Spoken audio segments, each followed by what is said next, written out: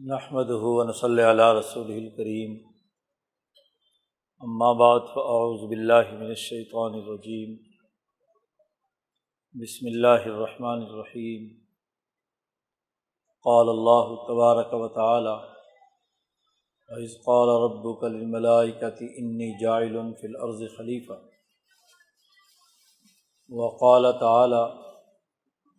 یا داود انا جعلناک خلیفۃ فی الارض فاحکم بین الناس بالحق ولا تتبع الہوی فیضلک عن سبیل اللہ۔ وقال النبی صلی اللہ علیہ وسلم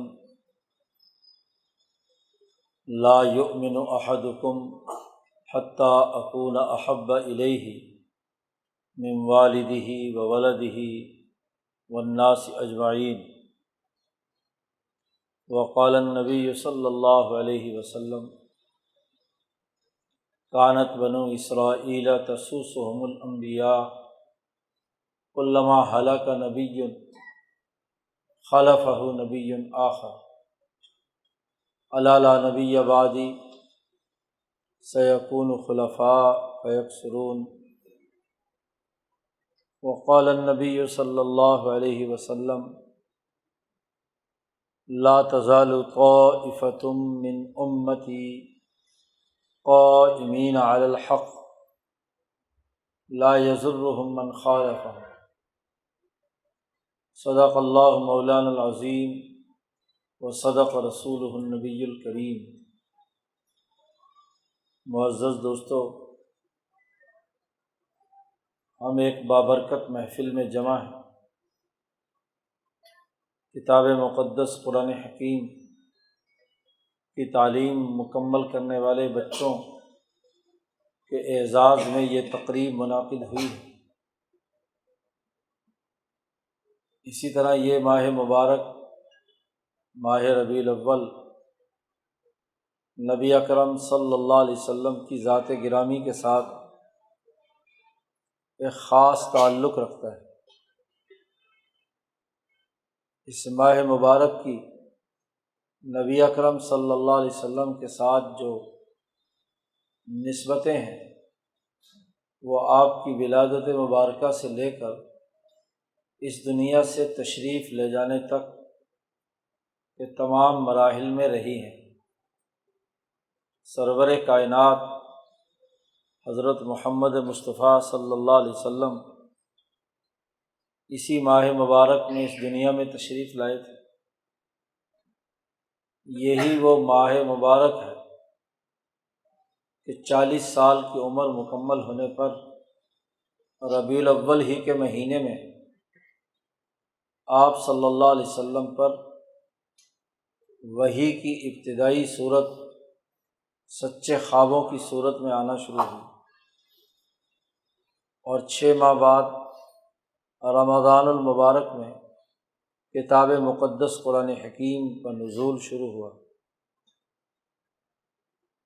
یہی وہ ماہ مبارک ہے کہ جس میں رسول اللہ صلی اللہ علیہ وسلم مکہ مکرمہ سے مدینہ منورہ میں آپ نے ہجرت فرمائی، اور یہی وہ ماہ مبارک ہے کہ جس میں نبی اکرم صلی اللہ علیہ وسلم اس دنیا سے عالم بالا کی طرف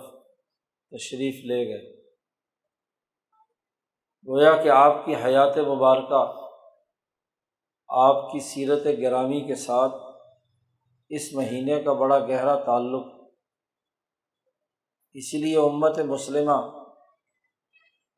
پچھلے 1400 سال سے اس ماہ مبارک میں نبی اکرم صلی اللہ علیہ وسلم کی نسبت سے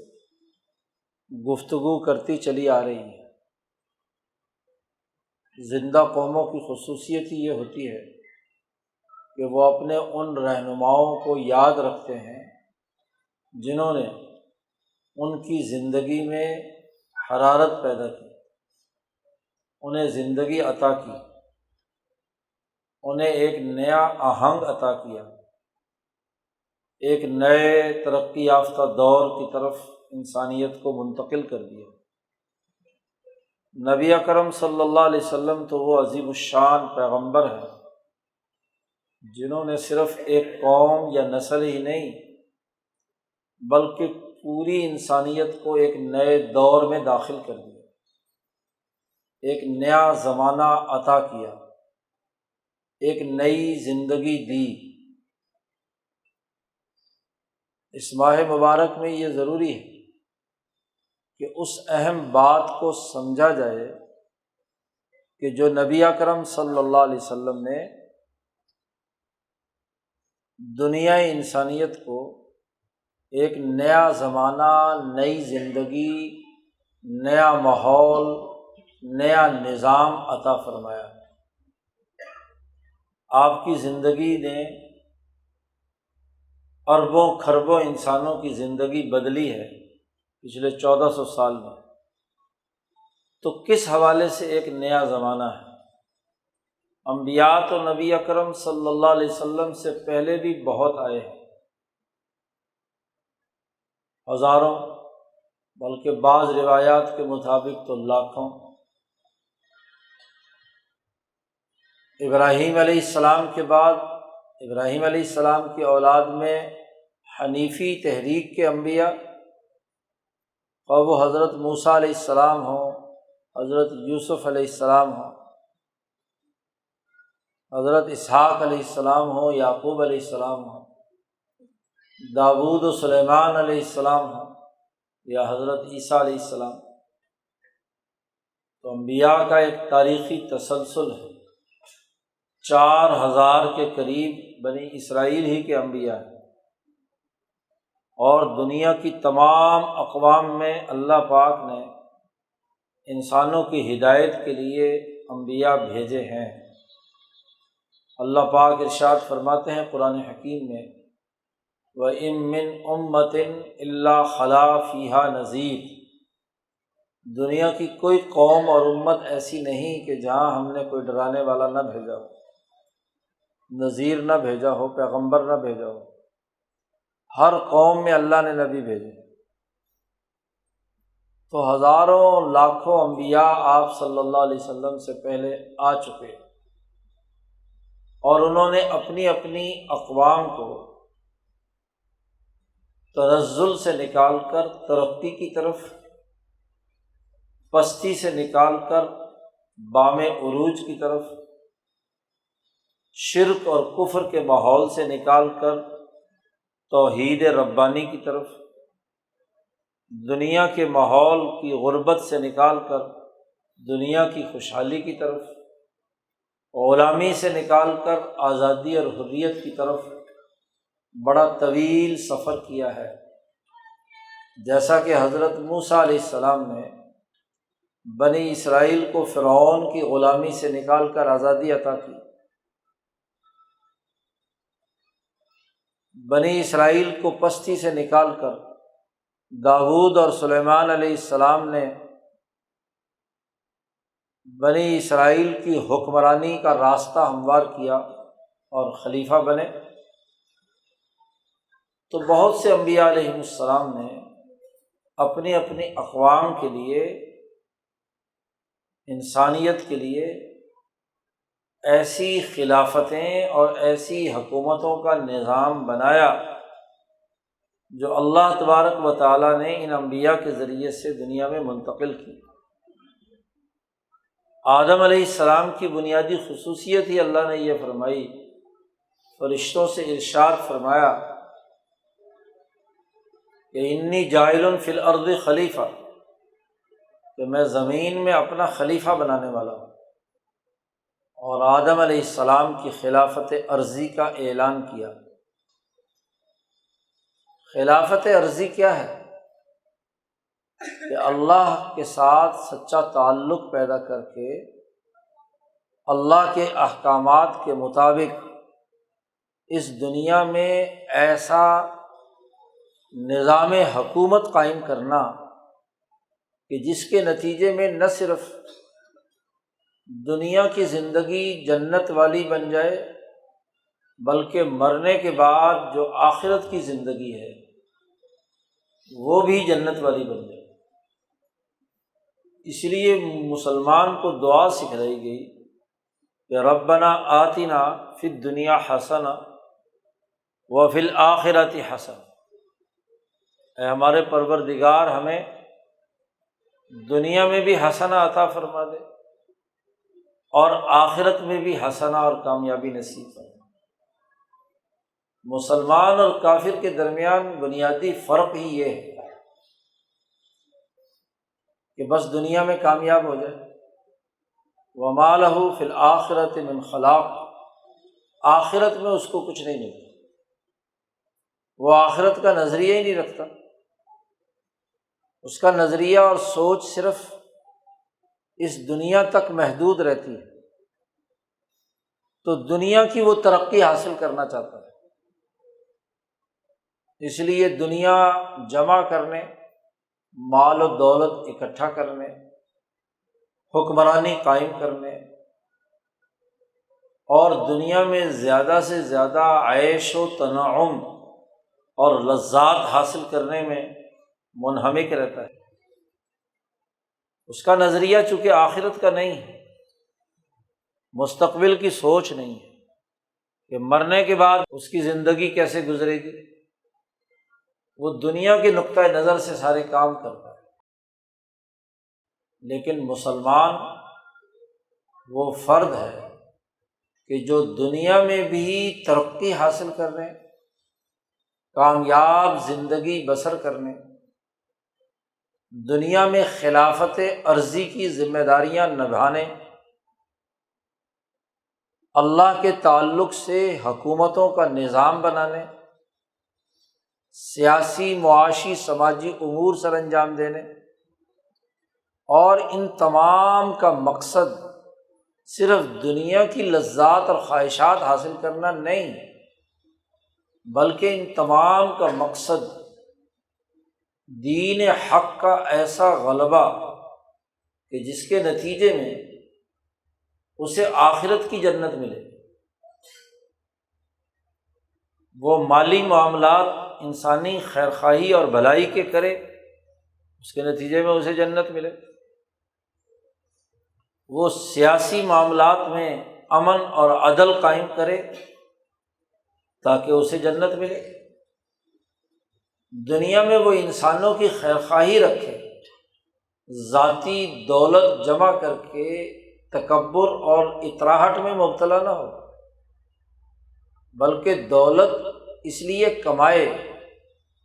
کہ وہ انسانیت کے نفع کے لیے کام کرے، نہ کہ انسانیت کو نقصان پہنچانے۔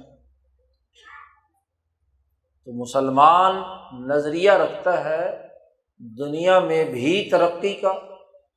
اور آخرت میں بھی ترقی کا۔ یہ نہیں کہ مسلمان صرف آخرت کو سامنے رکھے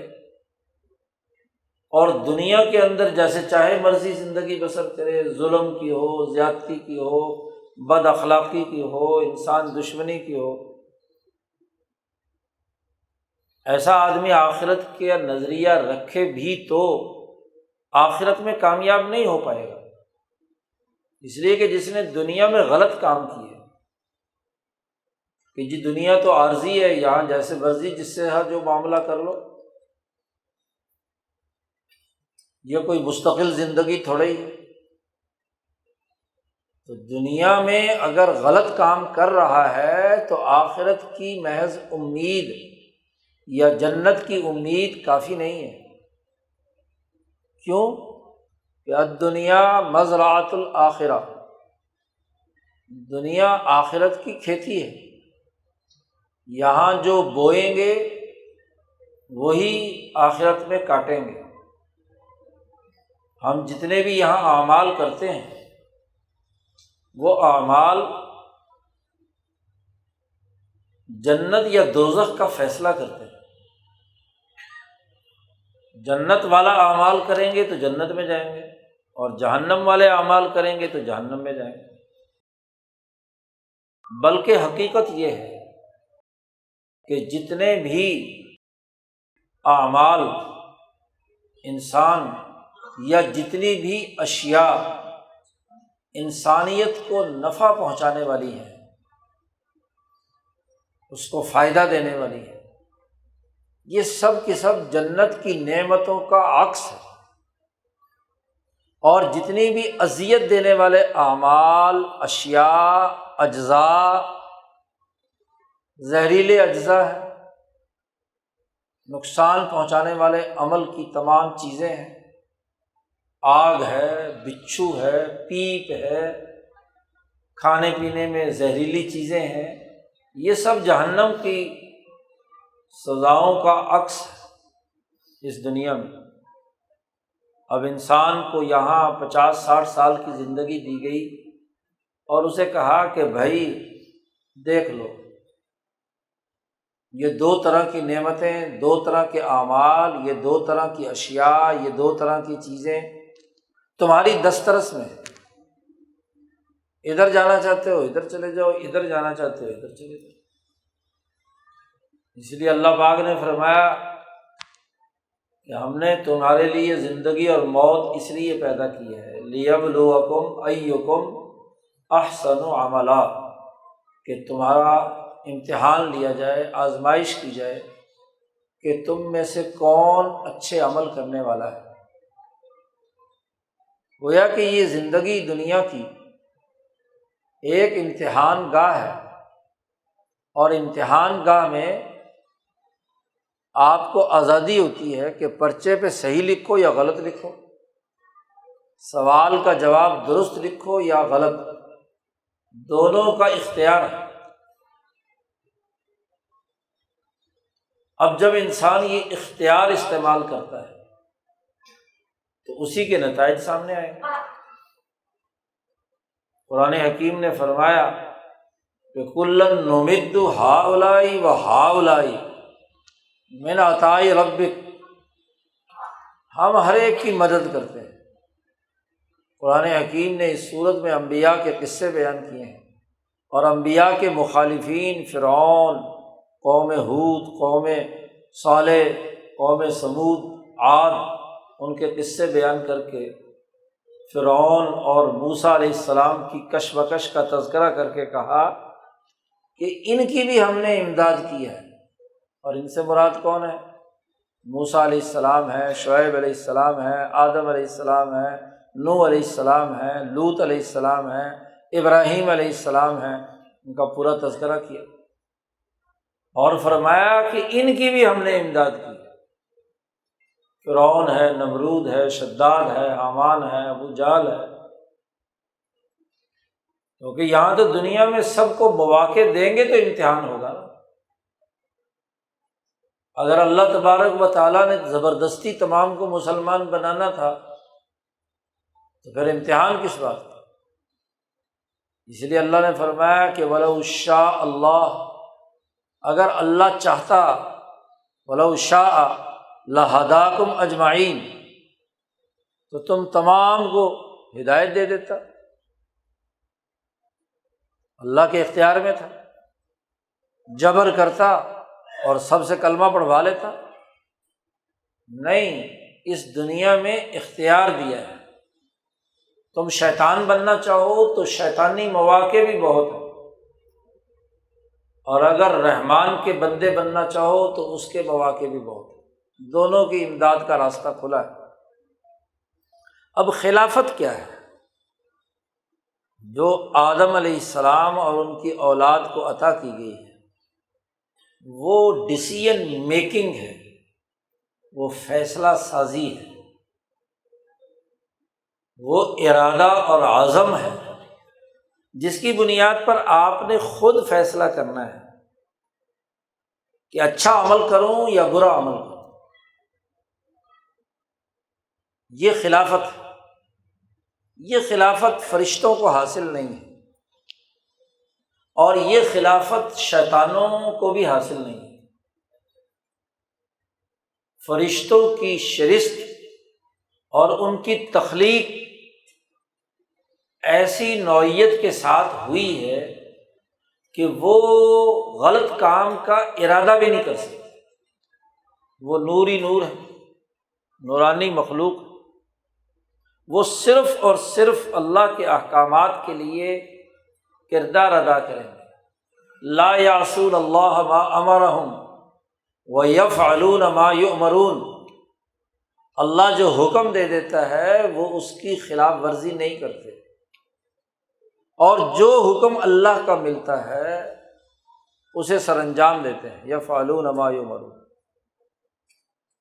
ان کے پاس کوئی چوائس نہیں ہے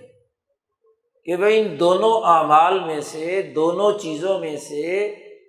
کسی ایک چیز کو منتخب کریں، نہیں۔ ایسے ہی شیطان اور اس کی ذریت ابلیس اور اس کی ذریت ابالسہ، ان کو بھی یہ اختیار نہیں ہے، وہ سراپے شر ہے، انسان کے دشمن ہے۔ وہ جب بھی کوئی بھی عمل، کوئی بھی کردار وہ انسان کے حوالے سے ادا کریں گے تو دشمنی کا ہوگا، نقصان پہنچانے کا ہوگا۔ اس لیے نہ شیطان خلیفہ ہے اور نہ فرشتے خلیفہ۔ حالانکہ فرشتوں نے اللہ سے کہا تھا کہ نحن نسبح بحمدک ونقدس لک، ہم تیری تسبیح بیان کرتے ہیں، ہم تیری تقدیس بیان کرتے ہیں، تو یہ خلافت آدم کو کیوں؟ خلافت تو پھر ہمیں ملنی چاہیے۔ اس لیے جب اللہ تعالیٰ نے پوچھا کہ ذرا یہ تو بتاؤ کہ روٹی کیا ہوتی ہے، سیاست کسے کہتے ہیں، معاشی وسائل کون کون سے، بھوک کا مطلب بتلا دو، تو ظاہر ہے فرشتوں کو نہ بھوک لگتی، اور جب بھوک نہیں لگتی تو روٹی کا کیا پتہ، ان میں حکمرانی کا جذبہ ہی نہیں تو سیاست کا کیا پتہ، معیشت کا کیا پتہ، گھر کی ضرورت کیا ہوتی ہے اس کا کیا پتہ، اس لیے کوئی جواب نہیں دے سکتے۔ اور جب آدم سے پوچھا کہ بتاؤ روٹی کسے کہتے ہیں، علم آدم الاسماء کلہا، چمٹا کسے کہتے ہیں؟ مفسرین نے جلالین، جلال الدین سیوطی اور جلال الدین محلی کی مشترکہ تفسیر ہے جو ہمارے مدارس میں پڑھائی جاتی ہے، تفسیر جلالین، وہاں لکھا ہوا ہے کہ اللہ میاں نے یہ تک پوچھا کہ پانی پینے کا گلاس کیا ہوتا ہے، حتی القصعۃ والقصیعۃ، پرات کسے کہتے ہیں جس میں آٹا گوندا جاتا ہے، چولہا، چمٹا، یہ چیزیں آدم سے پوچھی، آدم نے فرفر جواب دیا کہ یہ میری یہ ضرورت ہے، اس ضرورت کو پورا کرنے کے لیے مجھے یہ چیزیں چاہیے جی، میری ضرورت عبادت کرنا ہے تو عبادت کرنے کے لیے مجھے یہ دعائیں اور یہ چیزیں اللہ سے مانگنی ہیں۔ آدم کو اللہ نے حکم دیا کہ وہ فرشتوں کی ایک جماعت بیٹھی ہوئی، حدیث پاک میں آتا ہے رسول اللہ صلی اللہ علیہ وسلم نے فرمایا جاؤ جا کر ان کو سلام کر کے آؤ، اور دیکھو خود اپنی مرضی سے کرنا، اور جو وہ جواب دیں اس جواب کو یاد رکھنا، وہ تیرا اور تیری امت کا، تیری جو قوم اور تیری نسل ہے اس کا سلام ہوگا۔ تو حضرت آدم علیہ السلام فرشتوں کی اس جماعت کے پاس پہنچے اور کہا السلام علیکم، کہ سلامتی کی ضرورت ہے انسان کو، اس جگہ پر تحفظ کی ضرورت ہے، شیطانی نظام سے بچنے، ابلیس کے نظام سے بچنے کی ضرورت ہے۔ تو فرشتوں سے کہا کہ تمہیں سلامتی حاصل ہو، تو فرشتوں نے جواب دیا وعلیکم السلام ورحمۃ اللہ وبرکاتہ، واپس بھی سلامتی کے ساتھ رحمت اللہ بھی شامل کر دیا، وبرکاتہ بھی شامل کر دیا۔ تو آدم علیہ السلام نے یہ بات سمجھ لی اور اپنی امت کے لیے، اپنی انسانیت کے لیے یہ پیغام دیا کہ ہر انسان دوسرے انسانوں کی سلامتی چاہے، ان کی خیر خواہی چاہے، اور دوسری جماعت جس نے اس پر سلامتی بھیجی ہے وہ جواب میں اس پر سلامتی کی دعا دے اور اللہ کی رحمت کا ذکر کرے، اللہ کی برکات کا ذکر کرے۔ تو خلافت نام ہے، یہ فیصلہ کرنے کا کہ میں نے عمل کون سا کرنا ہے، اچھا یا برا، انسانیت والا یا شیطانوں والا۔ اور سچا خلیفہ وہ ہے جو شیطانی اعمال جو انسانیت دشمنی کے ہیں ان کا خاتمہ کرے، شیطانی نظام کا، شیطانی اقوال کا، شیطانی اعمال کا، شیطانی حکومتوں کا، ابلیسوں کی جو دغا بازی اور فراڈ ہے، فتنہ اور فساد ہے، اس کا وہ خاتمہ کرے اور انسانیت کو زندہ رکھے، اس کے لیے کام کرے،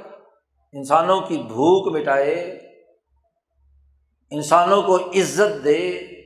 انسانوں کے لیے سلامتی کا نظام بنائے، انسانیت کو ترقی دے۔ نبی اکرم صلی اللہ علیہ وسلم نے فرمایا خیر الناس من ینفع الناس، سب سے بہترین انسان وہ ہے جو انسانوں کے لیے نفع کا کام کرتا ہے۔ تو نفع انسانیت کا کام کرنا یہ خلافت ہے، صحیح اور درست فیصلہ ہے۔ اور اگر انسان بھی روبوٹ ہوتا کہ وہ کوئی اور غلط کام کر ہی نہیں سکتا تو مزاحمت نہیں ہوگی، اور جب مزاحمت نہیں ہوگی تو آپ اپنے امتحان میں کامیاب کیسے ہوں گے؟ آپ اگر غلط کام کرنے کی استطاعت نہیں رکھتے، صرف صحیح اور صحیح کام کرنے کی استطاعت رکھتے تو امتحان نہیں ہے۔ امتحان آپ کا یہ ہے کہ برا کام کرنے کی طاقت رکھتے ہوئے آپ برا کام نہ کریں اور اچھا کام کریں، یہ امتحان ہے۔ اور یہ خلافت اور حکومت کے بغیر نہیں ہو سکتا۔ دیکھو، ہم اپنے جسم کے مالک ہیں، جسم پر بظاہر ہماری حکمرانی، ہمارے قلب، جب ایمان راسخ ہو جاتا ہے تو چاروں طرف لبھانے والی چیزیں تو بہت ساری ہوتی ہیں۔ اگر ہمیں اپنی طاقت اور قوت اور اپنے نفس اور روح پر اعتماد ہے تو آپ غلط راستے کی طرف نہیں جائیں گے، اور آپ اپنی ذات کے لیے نفع انسانیت کا فیصلہ کریں۔ اور اگر آپ میں یہ طاقت اور قوت نہیں ہے، آپ کا دل کمزور ہے اور زبان کی خواہش یا جسمانی لذت وہ آپ پر غالب آ گئی، آپ کے دل کی حکومت آپ کے وجود پر نہیں ہے، تو آپ اس کے ہاتھوں یرغمال بن جائیں۔ اس لیے نبی اکرم صلی اللہ علیہ وسلم نے فرمایا کہ الا ان فی الجسد مضغہ اذا صلحت صلح الجسد کلہ واذا فسدت فسد الجسد کلہ۔ سن لو، انسانی جسم میں ایک ٹکڑا ہے، اگر وہ صحیح سالم پورے جسم پر حکمرانی کرے تو پورا جسم ٹھیک رہتا ہے، اور اگر وہ بیمار پڑ گیا، اس کی حکومت چھن گئی اور محض زبان کی لذت، محض نفس کی خواہش، محض ناقص عقل کے پیچھے انسان چلنا شروع ہو جائے، اور دل کے اندر جو روح انسانی ایمان کے ساتھ لبریز ہوتی ہے وہ طاقتور نہ ہو تو پورا جسم خراب ہو جائے گا۔ کسی دوسرے کا مال لوٹے گا تو اذیت میں آئے گا۔ تو انسان کی حکومت اور خلافت سب سے پہلے اپنے وجود پر ہونی چاہیے کہ وہ انسان بنے، شیطان کے زیر اثر کام نہ کرے۔ اس کے بعد حکومتوں کے درجے، گھر کا سربراہ اپنے گھر کا حکمران ہے، خلیفہ ہے۔ نبی اکرم صلی اللہ علیہ وسلم نے فرمایا کہ تم تمام لوگ سربراہ ہو، کلکم راع وکلکم مسئول عن رعیتہ، تم سب کے سب راعی ہو، سربراہ ہو، اور ہر ایک سے اللہ تعالیٰ پوچھے گا کہ جس درجے کی حکمرانی تمہارے پر تھی اس حکمرانی کا صحیح استعمال کیا یا غلط استعمال کیا۔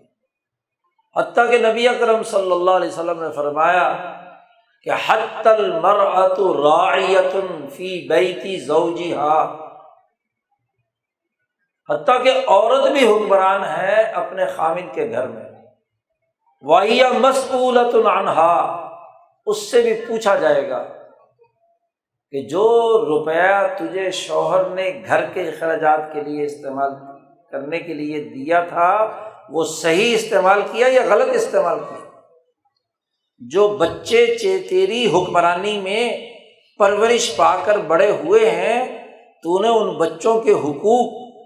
انہیں انسان بنانے کے لیے کام کیا تھا یا شیطان بنانے کا کام کیا تھا، پوچھا جائے گا اس سے۔ وہ حکمران ہے۔ آخرت کے نظریے کا مطلب ہی یہ ہے کہ آخرت میں ہمارے تمام اعمال کا جائزہ پیش ہوگا،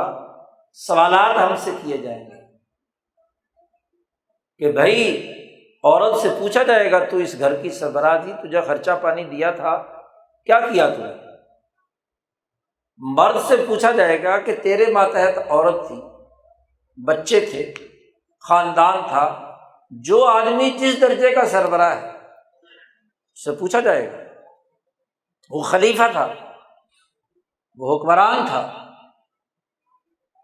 سب سے پہلے حکمرانی اپنی جان پر، پھر شادی ہو گئی تو بیوی پر، بچے پیدا ہو گئے تو پھر بچوں پر، اور پھر جیسے جیسے رشتے بڑھتے چلے گئے اور انسان کا اپنے قبیلے میں، اپنے خاندان میں، اپنے محلے میں، اپنے لین دین کے معاملات میں، تجارت میں، زراعت میں، صنعت میں، شہر میں، ریاست میں، ملک میں، قوم میں، جس جس طرح کی ذمہ داریاں اس کے اوپر آتی چلی گئیں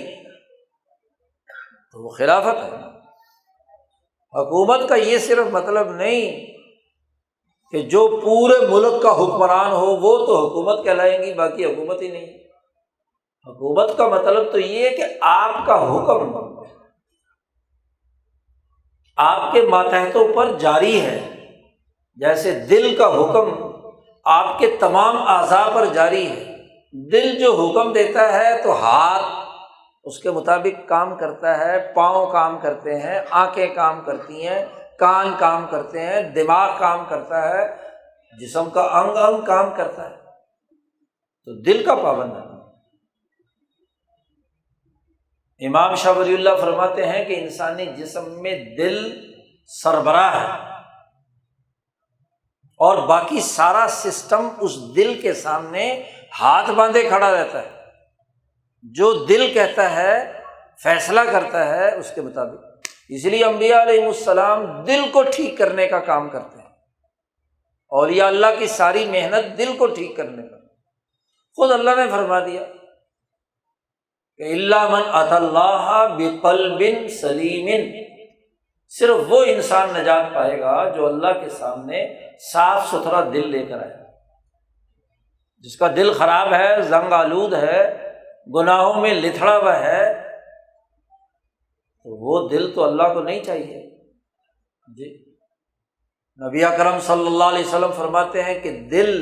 اگر ایک غلط فیصلہ کرتا ہے تو دل پر سیاہ نقطہ لگ جاتا ہے، اور اگر مسلسل دل جو جسم کا حکمران تھا غلط فیصلے کرتا رہا تو اتنے سیاہ نقطے اس دل پر لگ جاتے ہیں کہ جیسے ہنڈیا کا پیندا کالا سیاہ ہو جاتا ہے۔ مثال دی نبی اکرم صلی اللہ علیہ وسلم نے کہ کالکوز مجخین، جس ہنڈیا کے نیچے جتنا زیادہ لمبے عرصے تک آگ جلتی رہے تو وہ اتنا ہی کالی سیاہ ہو جاتی ہے، صاف نہ کیا جائے تو حضور صلی اللہ علیہ وسلم نے فرمایا کہ جیسے وہ ہنڈیا کا پیندا جدھر آگ لگتی ہے تو وہ کالا سیاہ ہوتا ہے، ایسے دل بھی کالا سیاہ ہو جاتا ہے۔ اور جب انسان کا دل صحیح فیصلے کرتا ہے، نیک اعمال کے فیصلے کرتا ہے، تو ایک نورانی نقطہ دل پہ لگتا ہے، دوسرا اچھا کام کرتا ہے تو دوسرا نورانی نقطہ لگتا ہے، تیسرا اچھا کام کرتا ہے، اور اگر وہ مسلسل اس کی حکمرانی جسم پر صحیح فیصلے کرتی رہی تو دل بالکل صاف ستھرا شفاف نورانی بن جاتا ہے، انسانی بن جاتا ہے۔ جیسی صاف شفاف روح اللہ نے آسمان سے ماں کے پیٹ میں بھیجی تھی، نقطہ نورانی، گویا کہ اسی طریقے سے وہ کیا ہے، صاف ستھرا رہتا ہے۔ تو جسم کا حکمران، جسم کا خلیفہ آپ کا دل، پھر یہ انسان اپنے خاندان کا، اپنی بیوی کا، اپنے بچوں کا حکمران، اور پھر خاندانوں سے مل کر ایک محلہ بنا، ایک شہر بنا تو شہر کا حکمران، اپنے یونٹ کا، اپنے حلقے کا، یونین کونسل کا ممبر یا ناظم، اس سے اوپر بڑا تو شہر کا میئر، اور شہر ملتے ہیں تو صوبے کا گورنر اور وزیر اعلیٰ، اس کی پوری کابینہ، پورا ملک ہو تو ملک کا سربراہ، اور اقوام متحدہ تمام اقوام کا مل کر کوئی بین الاقوامی نظام بنے تو اس کا سربراہ، جس کو شریعت کی اصطلاح میں خلیفہ کبریٰ کہا جاتا ہے، خلافت کبریٰ۔ شاہ صاحب نے جملہ استعمال فرمایا، شاہ ولی اللہ صاحب نے، سیاست الکبریٰ، اور محمد مصطفیٰ صلی اللہ علیہ وسلم دنیا کی وہ شخصیت ہیں جن کے بارے میں امام شاہ ولی اللہ دہلوی فرماتے ہیں کہ نہ صرف وہ اپنے وجود کے خلیفہ اور حکمران تھے، اپنے خاندان 9 ازواج مطہرات کے سربراہ تھے، اپنے شہر مدینہ منورہ کے حکمران تھے، نہ صرف اس سے آگے بڑھ کر تمام اقوام کا بین الاقوامی نظام قائم کرنے کے سربراہ تھے۔ خلافت کبریٰ کا سب سے اعلیٰ معیار وہ محمد مصطفیٰ صلی اللہ علیہ وسلم۔ آپ صلی اللہ علیہ وسلم سے پہلے جتنے بھی نبی آئے وہ صرف اپنی اپنی قوم کے خلیفہ تھے۔ بخاری شریف میں روایت آتی ہے، رسول اللہ صلی اللہ علیہ وسلم نے خود ارشاد فرمایا کہ مجھ سے پہلے جتنے انبیاء بھی آئے وہ صرف اپنی اپنی قوم کے نبی تھے، مصلح تھے، خلیفہ تھے۔ مثلاً موسیٰ علیہ السلام بنی اسرائیل کے، یوسف علیہ السلام اسی بنی اسرائیل کے، تو ہر دور میں بنی اسرائیل کے یہ انبیاء آتے گئے۔ جو دنیا کے دیگر ملکوں میں اقوام بستی تھیں ان کے نبی آتے رہے، وہ صرف اپنی اپنی قوم کے سربراہ تھے۔ اور رسول اللہ صلی اللہ علیہ وسلم فرماتے ہیں کہ بعثت الی الناس کافۃ، میری بعثت تمام انسانوں پر ہوئی، میں تمام کا خلیفہ کبیر بنا کر بھیجا گیا۔ اس لیے نبی اکرم صلی اللہ علیہ وسلم کا لقب ہے نبی الانبیاء، یعنی تمام انبیاء سے بڑھ کر نبی، ان کے بھی نبی۔ اس لیے رسول اللہ صلی اللہ علیہ وسلم نے فرمایا انا سید ولد آدم، میں تمام آدم کی اولاد کا سربراہ اور حکمران ہوں، تمام آدم، انا سید ولد آدم۔ اور حشر کے میدان میں جب تمام انسان آدم سے لے کر آخری انسان تک حشر کے میدان میں جمع ہوں گے تو حضور صلی اللہ علیہ وسلم نے فرمایا کہ سب میرے جھنڈے کے نیچے، تحت لوائی، میرے جھنڈے کے نیچے، انسانیت کے حکمران ہیں۔ اس لیے نبی اکرم صلی اللہ علیہ وسلم کو اللہ نے فرمایا قل، اے محمد صلی اللہ علیہ وسلم آپ اعلان کر دیجئے، یا ایھا الناس انی رسول اللہ الیکم جمیعا، اور لوگوں سن لو دنیا بھر کے تمام انسانوں کہ میں تم تمام کی طرف رسول بنا کر بھیجا گیا ہوں، صرف قریش کے لیے نہیں، صرف عربوں کے لیے نہیں، صرف اس جزیرۃ العرب میں بسنے والی اقوام کے لیے نہیں، کل انسانیت کا حکمران اور خلیفہ بنا کر مجھے بھیجا ہے۔ حتیٰ کہ حشر کے میدان میں انسانیت جب پریشان ہوگی،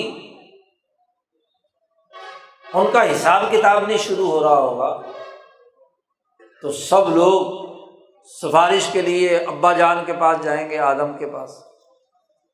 کہ اللہ سے سفارش کر کے حساب کتاب تو شروع ہو۔ عدالت کے باہر بندہ کھڑا کھڑا کھڑا تھک جائے، کیس کی سنوائی نہ ہو، اور گرمی اور دھوپ اور پریشانی کی حالت میں ہو، تو پہلے تو یہی کہتا ہے کہ جلدی جلدی مقدمے کی سماعت ہو، آر پار معاملہ ہونا چاہیے، اس اذیت سے تو نجات ملے۔ تو سب کے سب آدم کے پاس جائیں گے اور آدم سے کہیں گے کہ بھائی ابا جان، اللہ سے سفارش کرو، ہمارا حساب کتاب تو شروع کریں، یہ اتنے عرصے سے ہمیں یہاں کھڑا کر رکھا ہے، پسینے میں ڈوبے ہوئے ہیں، برا حال ہے۔ آدم علیہ السلام کہیں گے کہ سن لو، آج اللہ اتنا غضبناک ہے، اتنا غضبناک ہے کہ کبھی اس دن سے پہلے اللہ اتنا غضبناک نہیں تھا، اور نہ ہی اس دن کے بعد کبھی ہوگا۔ ایسا غضبناک ہے، اور میں نے تو اللہ کے حضور میں ایک کوتاہی کی تھی کہ اللہ نے مجھے منع کیا تھا کہ درخت کے قریب نہیں جانا، لا تقربا ھذہ الشجرۃ، اس درخت کے قریب نہ جانا تم آدم اور حوا، لیکن مجھ سے یہ غلطی ہو گئی ہے۔ میں جو تو ڈر لگ رہا ہے اللہ سے کہ میں تو کوئی سفارش نہیں کر سکتا۔ حدیث آپ نے علماء سے سنی کہ حضرت عیسیٰ علیہ السلام تک، بخاری کی روایت ہے بڑی تفصیلی، ہر نبی کے پاس سب لوگ جائیں گے، لیکن ہر ایک نے انکار کر دیا، جاؤ محمد صلی اللہ علیہ وسلم کے پاس، کیونکہ حکمرانی انسانوں پر نبی اکرم صلی اللہ علیہ وسلم کے، ان کے پاس جاؤ۔ تو رسول اللہ صلی اللہ علیہ وسلم فرماتے ہیں کہ جب لوگ میرے پاس آئیں گے تو میں اللہ کے سامنے سجدے میں پڑھ کر، حکمران کا کام ہوتا ہے نا اپنی قوم کو بچانا، اس کی حفاظت کرنا، اسے کوئی مسئلہ ہو تو اسے اس مصیبت سے نکالنا، سربراہ کا کام ہوتا ہے نا۔ سربراہی صرف انجوائے کرنے کے لیے نہیں ہوتی، چودراہٹ قائم کرنے کے لیے نہیں ہوتی، سربراہ کی ذمہ داری ہوتی ہے کہ جن کا سربراہ ہے ان کی مشکلات دور کرے، ان کے نفع کے لیے کام کرے، ان کے لیے جدوجہد اور کوشش کرے۔ تو نبی اکرم صلی اللہ علیہ وسلم تمام لوگوں کی سفارش کریں گے، اللہ سے دعا مانگیں گے، اور نبی اکرم صلی اللہ علیہ وسلم نے فرمایا کہ اس وقت وہ جو الفاظ ہیں اللہ سے سفارش کے، اب مجھے نہیں پتا، اس وقت میرے دل میں اللہ القاء کرے گا کہ اربوں کھربوں انسان اس وقت کرۂ ارض پہ تقریباً 8 ارب کے قریب انسان زندہ ہیں، تو قیامت تک پتہ نہیں کتنے کھربوں انسان ہوں گے جو آدم سے لے کر اب تک ہیں، ان تمام کی سفارش کرنی ہے کہ اللہ ان کا حساب کتاب شروع کر دے۔ حساب کتاب شروع کر دے، اور پھر میں اپنی امت کی، انسانیت کی سفارش کروں گا۔ نبی اکرم صلی اللہ علیہ وسلم کی ایک اور حدیث ہے، آپ صلی اللہ علیہ وسلم نے فرمایا کہ اللہ نے ہر نبی کو ایک دعا مانگنے کی اجازت دی تھی کہ تم جو دعا مانگو گے میں ہر حال میں اسے پورا کروں گا۔ تو باقی جتنے بھی انبیاء گزرے ہیں انہوں نے اپنی اپنی دعا استعمال کر لی اپنے اپنے زمانے میں۔ اللہ نے مجھے بھی کہا تھا کہ اے محمد صلی اللہ علیہ وسلم، آپ کو بھی اختیار ہے کہ جو دعا آپ مانگیں گے تو وہ دعا بھی قابل قبول ہے۔ ظاہر ہے کہ پچھلے انبیاء جو تھے وہ تو اپنی اپنی قوموں کی طرف مبعوث ہوئے تھے، تو اپنے اپنی قوم کے خلیفہ تھے، تو انہوں نے اپنے اپنی قوم کے لیے معافی کی درخواست یا جو بھی ان کے اللہ نے انہیں اجازت دی وہ مانگی اور وہ پوری ہو گئی۔ نبی اکرم صلی اللہ علیہ وسلم فرماتے ہیں کہ میں نے وہ دعا چھپا کے رکھی تھی، اختبأت دعوتی، میں نے اپنی دعا چھپا کے رکھی ہے سینے میں، کسی کو نہیں بتایا کہ میں میں نے استعمال ہی نہیں کرنی اس دنیا میں اس دعا کو استعمال کروں گا حشر کے میدان میں اور انسانیت کے لیے استعمال کروں گا، کیونکہ انسانوں کا نبی بنایا ہے، انسانوں کا خلیفہ بنا کر بھیجا ہے، خلافت کبریٰ آپ کو حاصل ہے۔ شاہ صاحب نے خلافت کبریٰ کا لفظ بھی استعمال کیا ہے اور صاحب السیاست الکبریٰ کا لفظ بھی استعمال کیا ہے نبی اکرم صلی اللہ علیہ وسلم کی۔ تو سب سے بڑی سیاست تو اپنے ماتحت لوگوں کی جان بچانا ہے، ان کو امن دینا ہے۔ اب جہنم کا چیلنج درپیش ہے اور وہاں نبی اکرم صلی اللہ علیہ وسلم اپنی امت کے لیے، انسانیت کے لیے یہ دعا مانگیں گے کہ اللہ میاں ان کا حساب کتاب شروع کر دے، ان انسانوں کو اس اذیت کے ماحول سے چھٹکارا دے دے جس کا جس قدر جس درجہ جرم ہے اس جرم کے مطابق سزا دے دے تاکہ معاملہ، اور جس نے جس درجے اچھے کام کیے ہیں اس کے مطابق انہیں جنت عطا کر دے۔ انصاف کے مطابق فیصلہ ہوگا۔ تو انسانیت کے لیے نبی اکرم صلی اللہ علیہ وسلم دعا مانگے، یہ وہ خلافت ہے جو دراصل حکمرانی کی صورت میں وجود میں آتی ہے،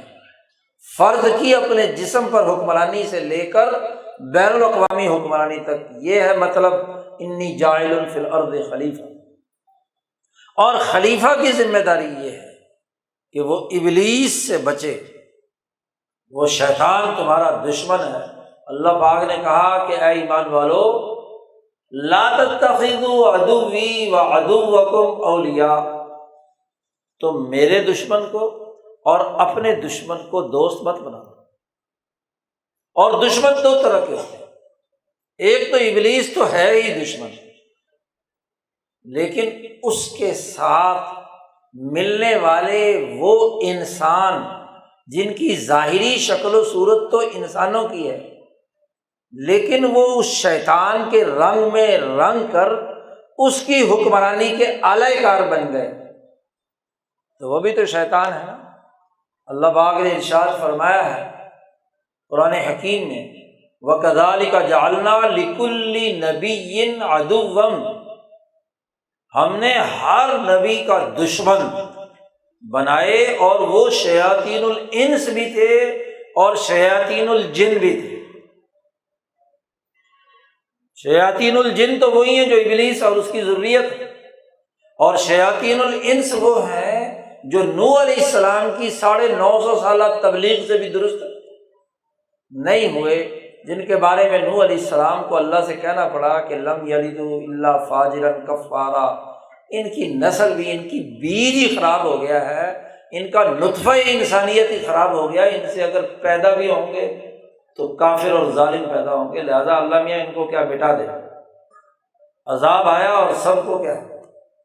قوم عاد، قوم سمود، جی ابراہیم علیہ السلام کے مقابلے میں نمرود، ان کا اپنا باپ آزر، جی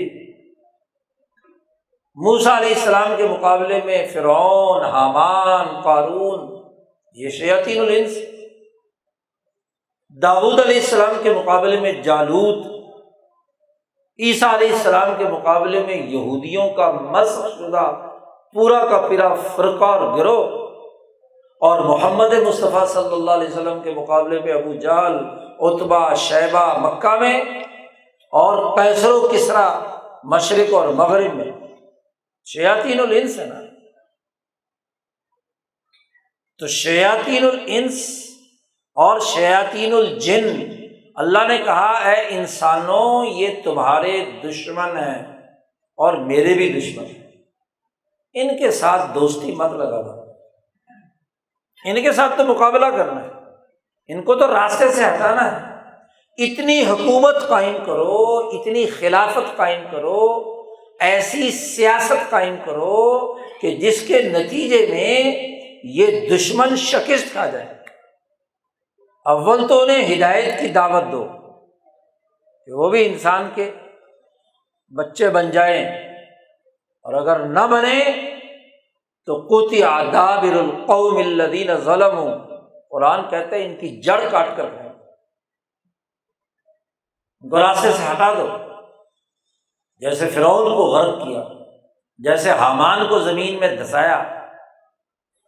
جیسے قوم سمود اور قوم عاد کو الٹا دیا، پتھروں کی بارش کر دی،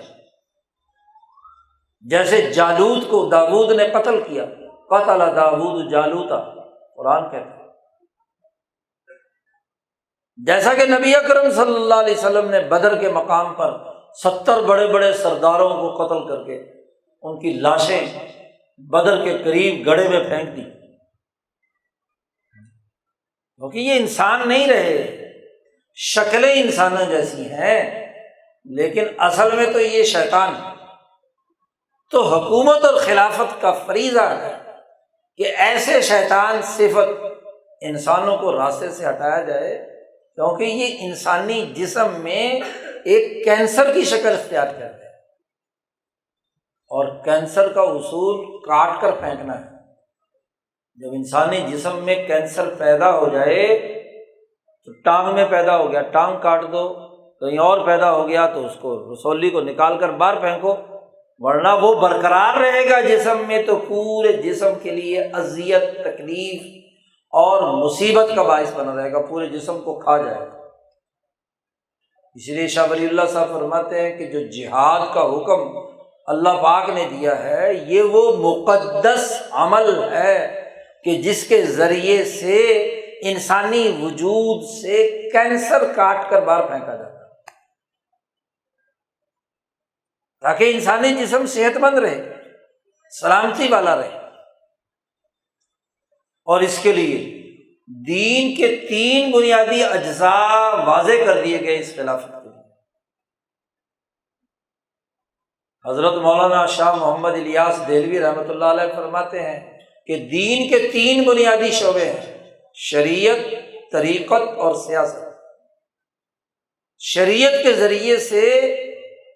اللہ کا قانون معلوم ہوتا ہے، ملفوظات حضرت شاہ الیاس دہلوی ان میں یہ ملفوظ موجود ہے حضرت کہ شریعت کے ذریعے سے وہ آئین، دستور، قانون، ضابطۂ الہی جو اللہ نے نبی اکرم صلی اللہ علیہ وسلم پر، انبیاء پر نازل کیا وہ معلوم ہوتا ہے، اور طریقت کے ذریعے سے دل پاکیزہ ہو کر دل کی حکمرانی وجود پر قائم کی جاتی ہے، اور ایسے پاک دلوں کی طاقت اور قوت اور ان کی تنظیم پیدا کر کے سیاست کی جاتی ہے۔ اس کے بغیر تو کیا ہے، دین کا غلبہ نہیں ہو سکتا، خلافت کا نظام نہیں بن سکتا۔ خود دل کی اپنے جسم پر سیاست، سیاست کا مطلب سمجھنا چاہیے۔ آج کل یہ انگریزوں کے زمانے کی سیاست نے لفظ سیاست کا مطلب ہی بگاڑ دیا۔ اب جب لفظ سیاست بولا جاتا ہے کہ فلاں آدمی بڑا سیاسی ہے تو اس کا مطلب ہوتا ہے فلاں آدمی بڑا فراڈیا ہے، دھوکے باز ہے، جھوٹے وعدے کرتا ہے، ووٹ لینا ہو تو بچ جاتا ہے، پرانی جو میتیں ہیں ان کی تعزیت کرنے بھی آپ کے گھر آ جائے گا،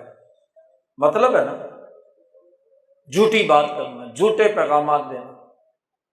اور جب حکومت میں آ جائے تو پوچھتا تک۔ سیاست یاد رکھو عربی زبان کا لفظ ہے، اور عربی میں سیاست کہتے ہیں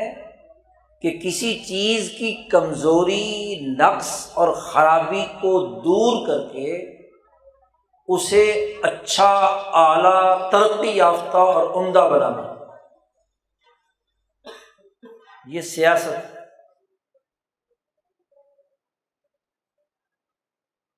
اس سیاست میں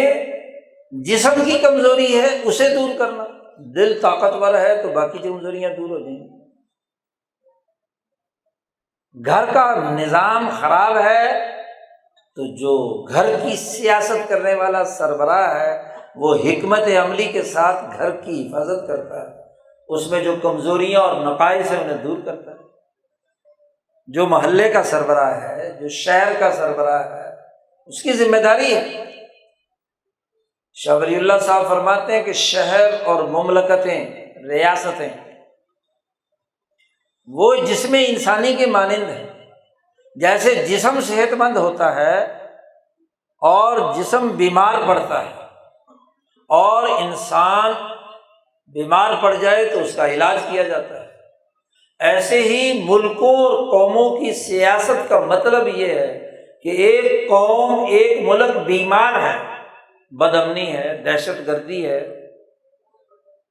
غربت ہے، افلاس ہے، قرضے چڑھے ہوئے ہیں، مقروض ہے،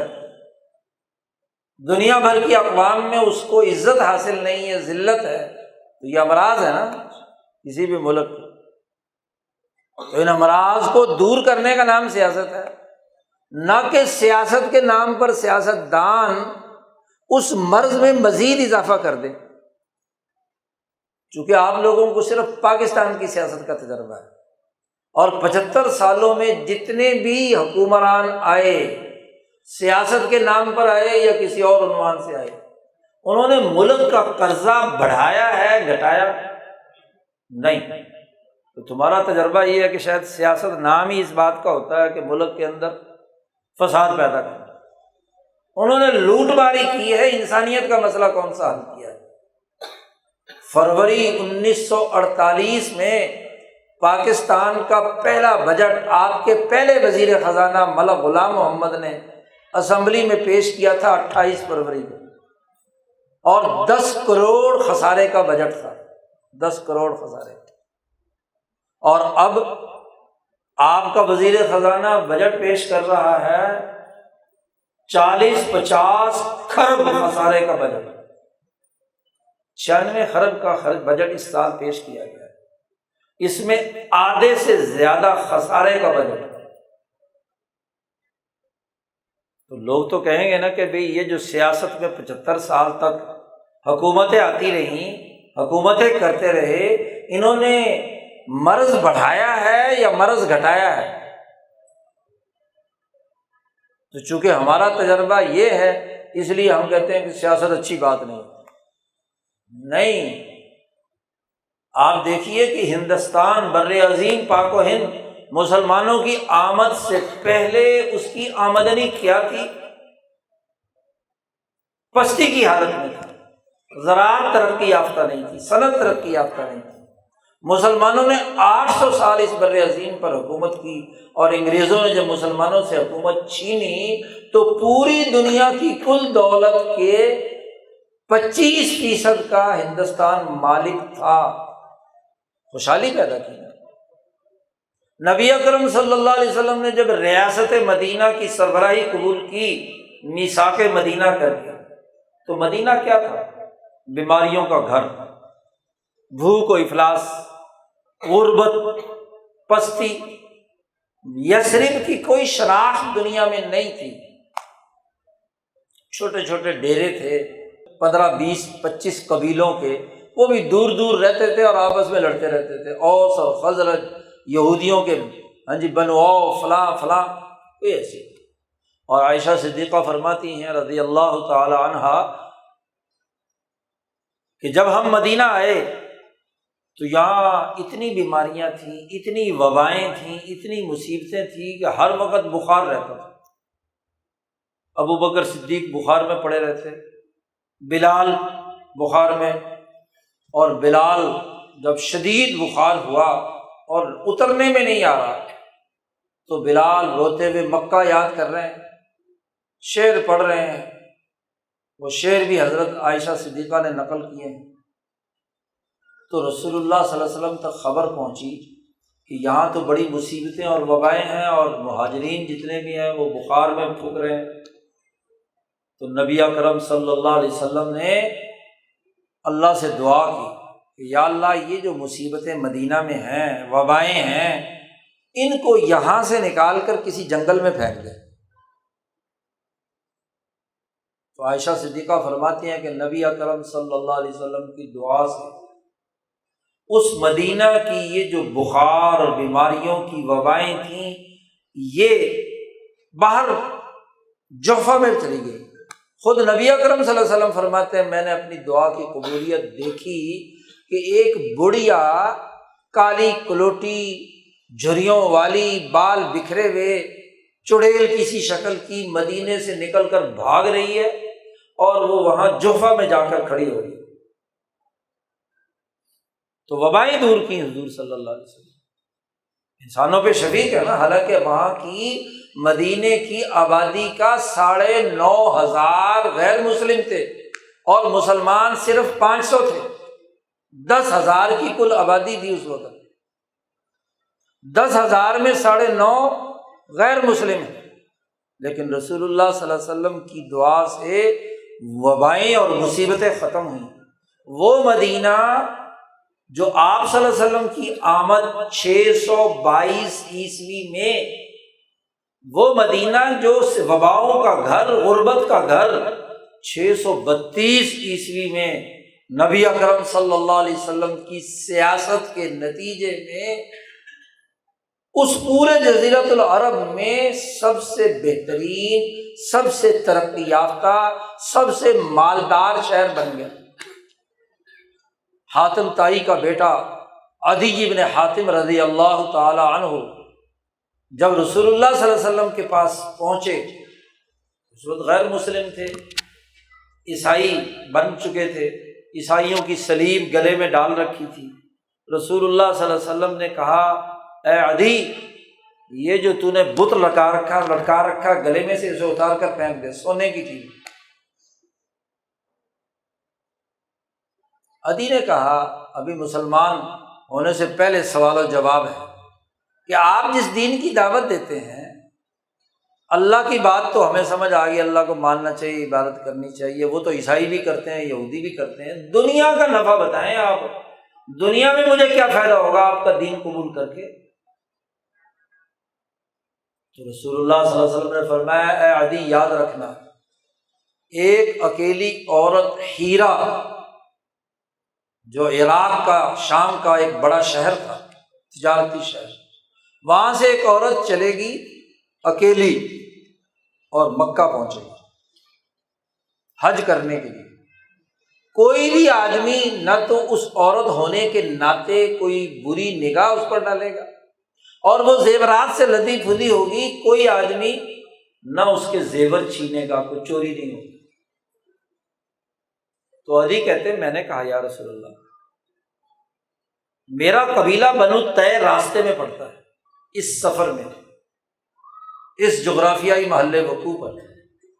اور میرا قبیلہ چوری میں، ٹھگ بازی میں بڑا مشہور ہے۔ تو این لصوص طے، طے کے ٹھگ باز اور چور کہاں چلے جائیں گے؟ وہ عورت ان سے بچ کر کیسے نکل جائے گی، مکہ چلی جائے گی؟ حضور صلی اللہ علیہ وسلم نے فرمایا اتنی خوشحالی ہو جائے گی کہ زکوٰۃ دینے والے سب ہوں گے، لینے والا کوئی نہیں بدلہ ملے گا۔ یہ ہے حکومت، یہ ہے سیاست کہ غربت دور کر دی، بد امنی ختم کر دی، امن قائم کر دیا، وبائیں اور مصیبتیں نکال دی، سب کو صحت مند بنا دیا، طاقتور بنا دیا، عزت دے دی۔ اس سے بڑھ کر اور سیاست کیا ہوگا؟ اور جہاں جہاں نبی اکرم صلی اللہ علیہ وسلم کی تربیت یافتہ جماعت قیصر و کسریٰ کو شکست دے کر جن جن علاقوں اور خطوں پر حکمرانی مسلمانوں کی ہوتی چلی گئی، وہاں وہاں خوشحالی، امن، عدل، انصاف، مصیبتیں اور وبائیں ختم ہوتی چلی گئیں اور ترقی کے سارے کام ہوتے چلے گئے۔ سب سے آخر میں یہ بر عظیم پاک و ہند ہندوستان فتح ہوا اور 800 سال تک خوشحال رہا۔ جب انگریز بھیڑیے سامراج یہاں پر مسلط ہوا تب بھوک کی حالت میں، آج جو ہم بھوکے ہیں تو اس شیطانی نظام کی وجہ سے جو انگریز سامراج نے قائم، ورنہ نبی اکرم صلی اللہ علیہ وسلم اور آپ کی تربیت یافتہ جماعت، حضرت عثمان کے زمانے میں کابل فتح ہو گیا، بنو فتح ہو گیا، مکران کے ساحل کے جو بلوچستان کے علاقے ہیں وہ فتح ہو چکے تھے۔ محمد بن قاسم نے باقی جو علاقہ ہے وہ سارا لاہور تک فتح کر کے ساتھ شامل کر دیا، امن قائم کر دیا، عدل قائم کر دیا۔ تو جہاں جہاں مسلمان گئے انہوں نے عزت دی۔ یورپ گئے تو اندلس میں امن قائم کر دیا، یورپ کے مہذب علاقے پر سیاست کا نظام بنا دیا جہاں بھی گئے۔ لیکن جہاں جہاں دجال اور ابلیس کی ذریت، برطانوی سامراج، فرانسیسی سامراج، اٹالین سامراج، پرتگالی سامراج، جہاں جہاں مسلط ہوا وہاں وہاں بھوک، غربت، پستی، بد امنی، وبائیں، قرضے مسلط ہوئے۔ انگریز ہندوستان سے گیا 1947 میں تو 60 کروڑ پاؤنڈ کا مقروض تھا اکیلا پاکستان، اور پاکستان سے دگنا مقروض تھا ہندوستان۔ آیا تو کل دولت کی 25% کا مالک تھا، انگریز گیا تو مقروض ملک چھوڑ کر گیا۔ تو شیطان کا کام ہے، شیطانی نظام کا کام ہے کہ وہ قرض چڑھاتا ہے، ظلم پیدا کرتا ہے، بد اخلاقی پیدا کرتا ہے۔ دنیا میں یہ حالت ہے تو اس کے نتیجے میں آخرت کی جنت کیسے ملے گی؟ آخرت کی جنت کے مستحق تو انبیاء، صحابہ، اولیاء اللہ، علماء ربانیین ہیں جو انسانیت کے لیے اعلیٰ درجے کا نظام قائم کرتے ہیں۔ دنیا مزرعۃ الآخرہ ہے، آخرت کے نتائج اسی کے حساب سے۔ اس لیے ایک مسلمان جب قبر میں جاتا ہے تو اس کے لیے کتنے انعامات کا تذکرہ نبی اکرم صلی اللہ علیہ وسلم نے فرمایا۔ روزے والے، نماز والے، عبادات والے، تلاوت والے، سیاست والے، وہ اس سے مستفیض ہوں گے۔ اور حشر کے میدان میں بھی صاحب سیاست کبریٰ اور حکمران ہی سب سے اول نمبر ہوگا۔ بخاری شریف میں روایت ہے، رسول اللہ صلی اللہ علیہ وسلم نے فرمایا، سبعۃ یظلھم اللہ فی ظلہ، 7 آدمی ایسے ہیں کہ حشر کے دن جب کہیں کوئی سایہ نہیں ہوگا، پورا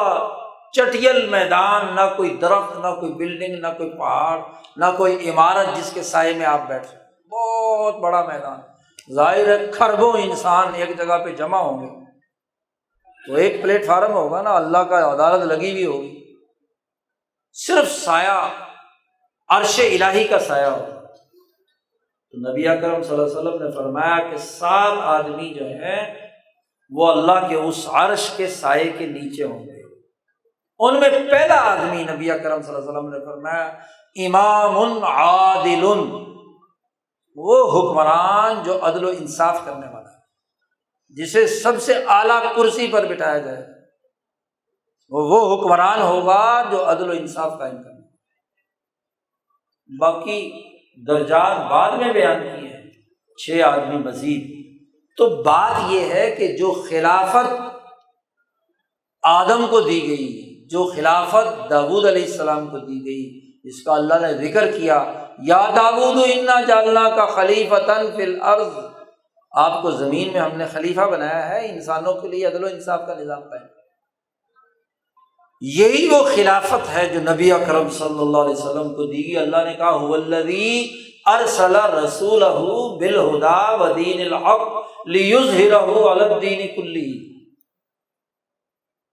کہ اللہ وہ ذات ہے جس نے اپنے رسول صلی اللہ علیہ وسلم کو دین حق دے کر بھیجا ہے تاکہ تمام ادیان پر اس دین کو غالب کر دے۔ یہ مسلمان کا نظریہ ہے کہ دنیا اور آخرت دونوں میں کامیاب ہونے کے لیے شریعت، طریقت اور سیاست کے دینی نظریے کے ساتھ جدوجہد اور کوشش کرے، تبھی کامیابی ہے۔ قرآن حکیم کا بنیادی پیغام بھی یہی ہے، اور رسول اللہ صلی اللہ علیہ وسلم کی سیرت کا سب سے بہترین اسوہ حسنہ اور نمونہ بھی ہے۔ آج ہمیں غفلت سے نکلنا ہے اور قرآن حکیم کی عظمت اور نبی اکرم صلی اللہ علیہ وسلم کے اسوہ حسنہ کی جامع عظمت اپنے اندر پیدا کرنی ہے۔ بہت ہی مبارکباد کے مستحق ہیں وہ بچے جنہوں نے قرآن حکیم اپنے سینوں میں محفوظ کیا یا ناظرہ قرآن حکیم مکمل کیا، اللہ کے نور سے انہوں نے تعلق قائم کیا۔ اب اس نور کی اساس پر جتنی جامعیت کے ساتھ جدوجہد اور کوشش کریں گے اتنی ہی کامیابی ہے۔ لیبلوکم ایکم احسن عملا، کون آدمی ہے جو زیادہ اچھے طریقے سے اس امتحان میں کامیاب ہوتا ہے، دنیا کی جنت بھی پاتا ہے اس مقروض ماحول سے، بد امنی، دہشت گردی، قتل و غارت گری، ناانصافی اور انسانی اذیت کے اس عذاب سے نجات کے لیے جدوجہد اور کوشش کرتا ہے۔ اور کون آدمی ہے جو اس کی اساس پر آخرت کی کامیابی کا اپنا سودا کرتا ہے۔ یہ فیصلہ ہمارے اختیار میں ہے، یہ اختیار اللہ نے ہمیں دیا ہے۔ اس اختیار کا صحیح استعمال کرنا یہ قرآن حکیم نے ہمیں سکھایا، رسول اللہ صلی اللہ علیہ وسلم نے پڑھایا، سمجھایا۔ اگر ہم سمجھ جائیں اور اس کا صحیح استعمال کریں تو یقیناً دنیا کی کامیابی بھی ہے، آخرت کی کامیابی بھی۔ اللہ تعالیٰ اس ادارے کی حفاظت فرمائے، حسد، فتنے، شر سے محفوظ فرمائے، اور جو یہ قاضی صاحب کام کر رہے ہیں اللہ تعالیٰ اس میں برکات نصیب فرمائے، دنیا اور آخرت کی ہمیں بھلائی نصیب ہو۔ وآخر دعوانا الحمد للہ رب العالمین۔